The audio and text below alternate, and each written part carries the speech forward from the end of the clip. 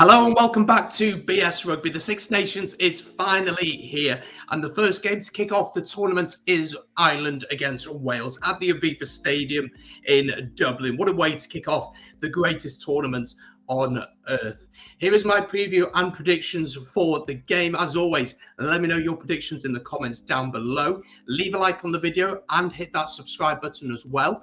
Of course, because it's such a big game and we love to do them here on the channel, we're going to be doing a watch along for this game. We're going to be going live at around about 2 o'clock. I'm going to be joined by my good friend Stephen Somerville, who's a huge Irish fan. I'm a Wales fan.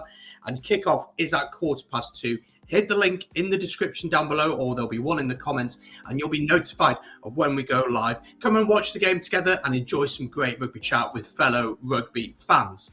Let's have a chat then about these two teams. Of course, the Autumn Nations series was a great one for Ireland.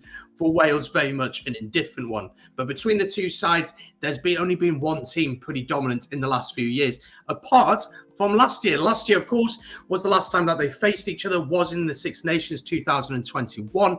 Wales winning that one by 21 points to 16. Of course, there were no spectators in the stadium. Wales going on to win the Six Nations. But since then, it's been very, very dominant from an Irish perspective. The last time that they faced each other in Dublin was a win for the home side, winning that one by 32 points to 9. While the game before that was a Autumn Nations series game, which was a 24 points to 14 win. And before that, we had some World Cup warm-up games. The first one was played at the Aviva, Ireland winning that one by 19 points to 10, while Wales then hosted Ireland at the Principality, losing that one by 17 points to 22. In fact, Wales haven't won in Dublin since 2015, so it's been a long time since we managed to get a win in the Irish capital. Let's have a look at the teams. They have been announced. We'll go through them now, starting with the home team. Hugo Keenan plays at fullback with Andrew Conway and Mac Hansen on the wings. Mac Hansen, of course, from Connacht, originally from Australia, but qualifies now for Ireland. And what a season he's had in the URC. Really exciting winger, explosive, quick, and has a few moments of magic in him. In the centres, Gary Ringrose goes in with Bundy Aki. Henshaw not quite fit for this one. Sexton, of course, in at 10 as captain, alongside Leinster teammate Jameson Gibson Park. Andrew Porter partners Ronan Kelleher and Tyke Furlong in the front row. Tyke Byrne and James Ryan are the locks, with Caelan Doris, Josh van der Fleer and Jack Conan are the back three options. If we look then at the bench, we have Dan Sheehan, Cian Healy, Finlay Beam, Ryan Baird and Peter O'Mahony are the forward options, with Conor Murray, Joey Carberry and Ulster's James Hume as the option for the back. So that's our Ireland lineup. Irish fans, let me know your thoughts on that team in the comments down below. Let's move on to look at how Wayne Pivac has picked this week. We go with this. This is how Wayne Pivac sees it. Liam Williams out fullback with Johnny McNichol and Louis Rees-Zammit on the wings. Nick Tompkins, and it's that man. It is that man indeed. It is Josh Adams playing in the centre. A lot of talk about it, and I will let you know my thoughts in just a second. Looking at the halfback pair, and then Thomas Williams partners Dan Biggar. Dan Biggar, of course, is captain with the injury to Alan Wynne-Jones. In the front row, we have Wynne-Jones, Ryan Elias and Thomas Francis. Will Rowlands and Adam Beard are the locks. Ellis Jenkins, Aaron Wainwright and Tane Basham are the back row. Looking at the bench then, a first cap will be given to Derry Lake if he makes an appearance off the bench. Gareth Thomas and Dylan Lewis are the other front row options. Seb Davis and Ross Moriarty are the rest of the forward options, while Gareth Davis, Callum Sheedy and Owen Watkin are on the bench. So, of course, the headline for the Wales team is that decision around Josh Adams. I'm not a fan of it. I would not have done it, in my opinion. I'd have given it to Owen Watkin. I just believe that Josh Adams is a better winger. Johnny McNichol is a very, very good player. Personally, I would have put McNichol at fullback. I would have dropped Liam Williams and put Josh Adams back on the wing and Owen Watkin in at the centre. I just feel like doing that in this game against one of the best centre partnerships in the world, with Ringrose the way he's playing. Bundy Aki is a really good ball carrier. And 13 is known for being a really difficult position to play. And to be able to defend that position, I'm not so sure. Going forward, I think Josh Adams will be fine because we know the quality he has. But defensively, will he be able to cope? We will have to wait and see.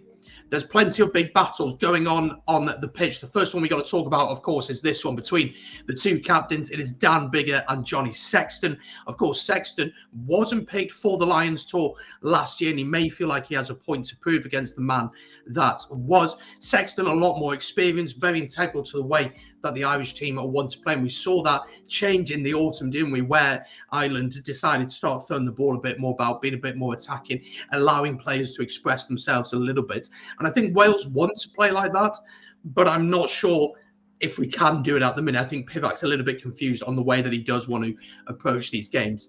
It's interesting that Biggar is captain. And to be honest, both of them can be quite hot-headed, can't they? So it's going to be interesting to see who can remain calm, who can remain composed, and who can potentially get on the right side of the referee. The kicking game between them two is going to be fascinating as well. Not only kicking for goal, but just kicking for territory in general.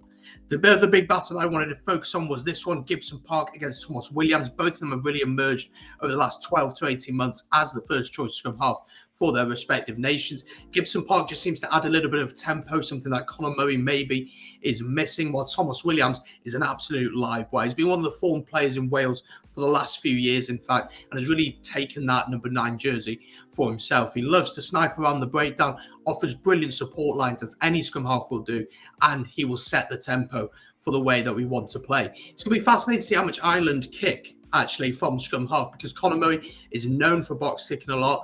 Will we see something similar from Ireland? And the final big battle I want to focus on, there are 3 players on each side. It is the back row battle. I think it's going to be a fascinating battle between the 3 of each side. Of course, for Ireland, we have Jack Conan, Josh van der Fleer, and Caelan Doyle. Caelan Doyle playing at 6. While for Wales, we have Aaron Wainwright, we have Ellis Jenkins, and Tane Basham.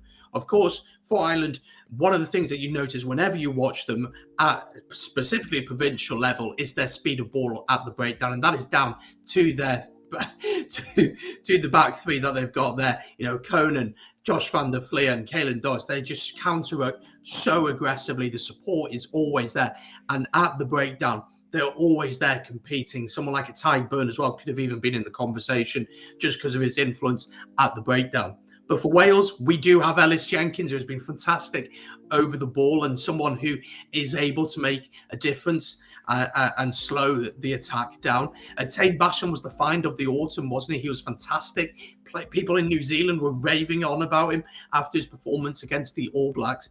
And then, of course, we go with Aaron Rainwright, someone who's very versatile, but can play that 8 position. Maybe lacking a little bit of the physicality that someone like Moriarty off the bench could bring. But again, that is something that he would bring off the bench. But for me, the biggest battle of it all, as I said there, the breakdown. The breakdown is so important. We as Wales, we have to slow the ball down. We have to slow it down because Ireland, as I said, are just such a momentum team. You know, they get quick ball. When they get it, they can get it to like Sexton, and he can just begin to dictate the play from there. Ringrose will run some lovely lines. Aki will get them over the gain line, and then your forwards are just incredible, aren't they? For Wales, I think we're just going to have to try and manage that opening 20 minutes. I think it's so important that we do, because the game could be lost in that opening 20 minutes. It truly can. I think we have to play sensible. Again, I'm fascinated to see how Pivac will approach this game.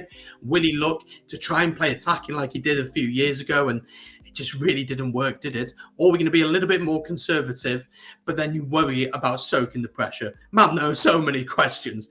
But how do I see this game going? Well, my head and my heart say something completely different. My heart, of course, is back in Wales. Of course it is. But my head is back in the Irish to win. So you have to wait and see. You'll have to wait and see. I'm not too sure how this one's going to go. I think it's going to be a fascinating game, but my head does say Ireland by 5 to 8 points, I think. I think it will be close, but it's going to be cagey because it's the first game, but it's going to be fascinating to see. Don't forget then, just before we go, we're going to mention this one more time. Ireland against Wales, a live watch along, live from 2 o'clock with kickoff at 2:15. Join me for that one alongside my good friend Stephen. He's an Irishman, I'm a Welshman, and you guys are going to be watching it with us. So make sure to join us then for that. Hit the like button, subscribe, and of course, let me know your predictions in the comments down below. Thanks for watching and take it easy.